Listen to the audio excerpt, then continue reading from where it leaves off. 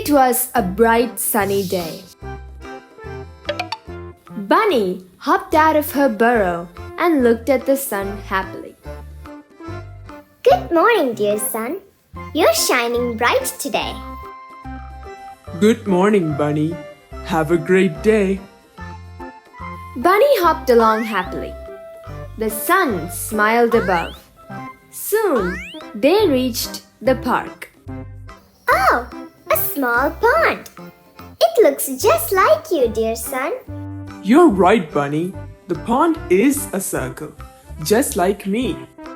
Bunny tilted her head and asked the sun. A pond is a circle.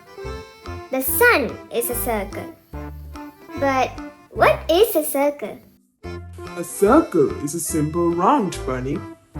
It has no edges or corners. Bunny traced a circle in the air with her paw. No edges? No corners? That's so cool! Circles are everywhere, big and small, round and smooth. Look around. Bunny saw a board. Oh, that board is a circle. Ah, a hula hoop is a circle. Look, this seat is a circle. Yes, circles are everywhere. Can you trace the circles with your finger? Can you hop in a circle like Bunny? Hop, hop, hop, around with hope.